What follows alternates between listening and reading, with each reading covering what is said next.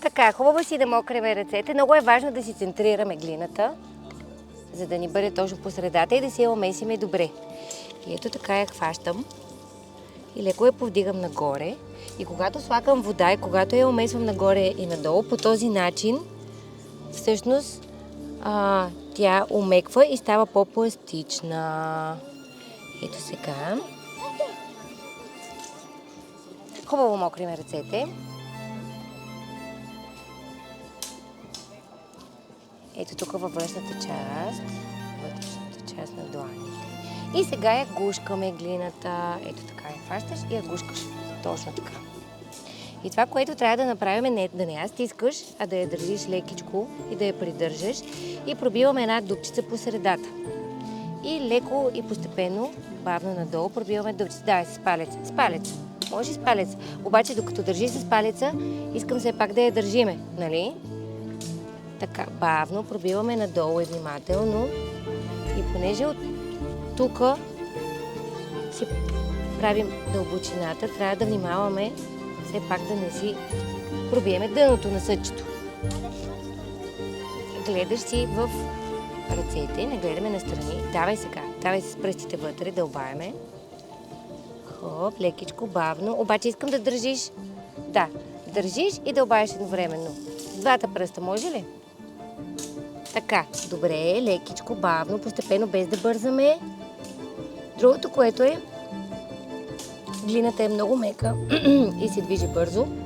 И всяко едно движение променя формата и така, че трябва да бъдем внимателни и да направим резки движения. Нали? И си държиме ръката стегнато. Добре. Сега трябва да намокриме още малко. Искам, когато я държиш с тази широката част, с дланта, да я държиш леко и внимателно, без да натискаш с пръстите. Така. И сега. От тук хващаме от едната страна, с тази част на ръката. Взимаме с тази ръка с три пръстчета и тук допираме тази ръка до другата и заедно захващаме, обаче не си движиш ръката, държиш я стегнато.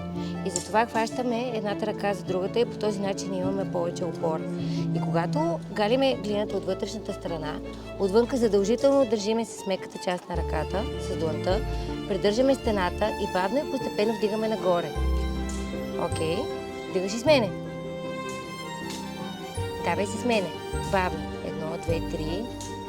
Вдигаме ръцете нагоре. Двете ръце. Защипваме глината и я източваме нагоре. Така. Почваме от дъното и вдигаме бавно и постепенно нагоре. Добре.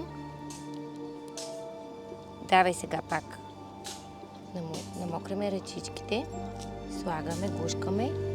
Така, хващаме от дъното с моята ръка и бавно вдигаме нагоре. Вдигаш ли? Да. Не виждам.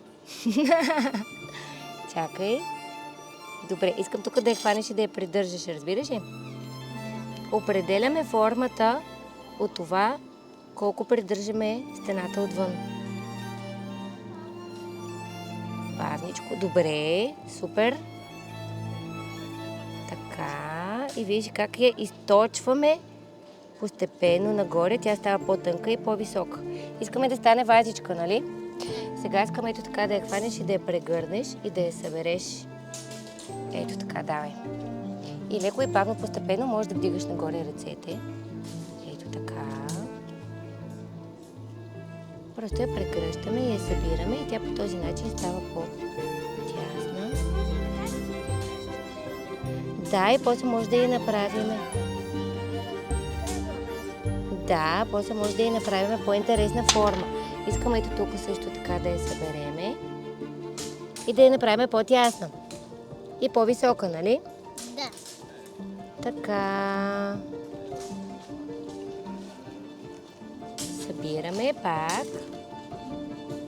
Точно така. И сега, за да я направим лекичко, за да я направим по-интересна част, лекичко, бавно вдигаме нагоре. Ето виж сега източваме. Да, може и с две. И сега взимаме ето тези две пръстчета и ето тук в една точка, без да местиме ръцете, държиме в една точка. Няма нужда да местиме ръцете и да ги въртиме, защото всъщност колелото се върти и ние се възползваме от неговата форма, от движението, което има. И само в една точка, обаче искам те да са ти на едно разстояние. Точно така. Да не са на различно ниво, да са на едно ниво. Така. И по този начин тук си стеснихме и си направихме по-интересна форма, нали? Така.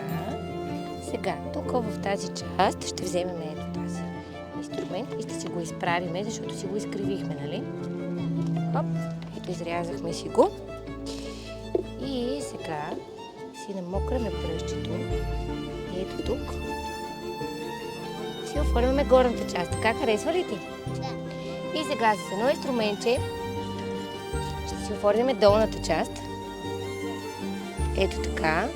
Отнемаме. Трябва да се държи здраво, защото може да изфръкне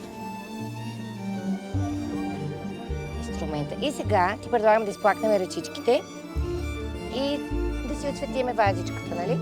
Ето тук.